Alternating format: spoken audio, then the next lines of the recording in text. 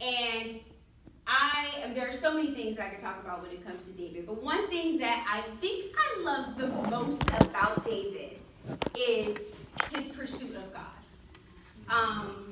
His passionate pursuit of God. And his passionate pursuit for not for the things of God, but just for God.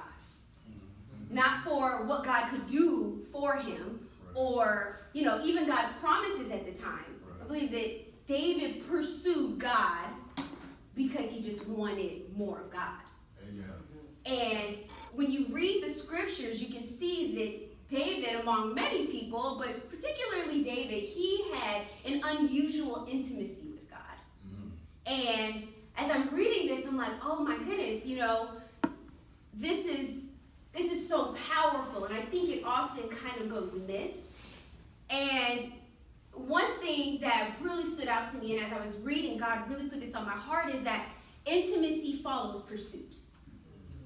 Right? So like when you pursue something, you become more intimate in that thing. And there's levels of intimacy, right? There's levels of intimacy. So, my level of intimacy with my friends may be different from my level of, one friend may be different from my level of intimacy with a different friend. Because there's layers, we're like onions, right, to unpack. And another thing that was brought to my attention as I was reading the scriptures this week, and also these conversations that I had, was that also intimacy is fostered through conflict. So like, it often takes conflict to peel back those different layers of intimacy, right? And I know for those who have been married, you understand this and you can attest to this, is that when you go through something together, when you find yourself at the other end of that thing, you're closer, And I think that that's the same with God, right? And I love David so much because he was not afraid to express himself to God and to kind of have that tension, that conflict of like, where are you when I need you? Being honest with him and vulnerable with him, because he created a different level of intimacy with him, right? And I was just thinking about that, and I was thinking about my own life, and I was thinking about us as leaders and like what our pursuit looks like when we're not here. And what our pursuit looks like, because we have to make sure that our heart is also right. Because am I pursuing God to get those things that I think that he gives his people?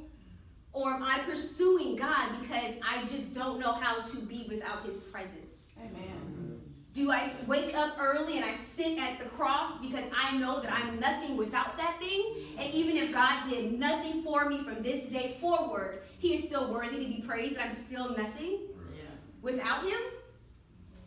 So it's that pursuit and that intimacy of just being like, I don't care about this, and I don't care about the car, I don't care about the job, I don't care about the relationship, I don't care about the friendship, I don't care about those things. I just want more of you. I want more of your presence in my life. I want more of your security. I want more of your confidence. I want more of your provision spiritually. Even if I have to walk these streets by myself with no one else, to know that I am walking with you intimately, that should be the goal. Yes. When people see you as a leader seeking and pursuing God without any ill intentions attached to it, just imagine how that energizes the people who follow you. When you don't have anything to give, when you can't do anymore, but they still see this unwavering joy. It's like, wow, well, what is that? Jesus, man. Jesus. I can't do nothing. I don't know how this is going to get done, but just Jesus.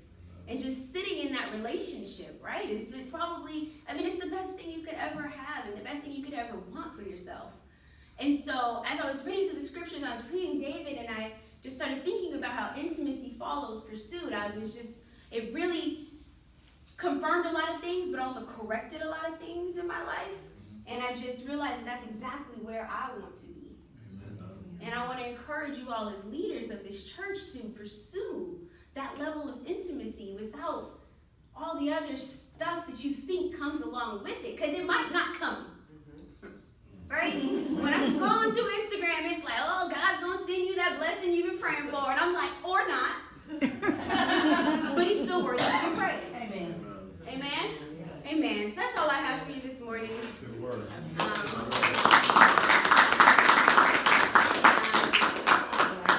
I brought out my Bible because I did have some quotes of David, but I think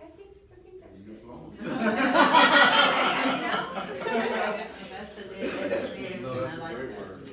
Thank you. Thank you.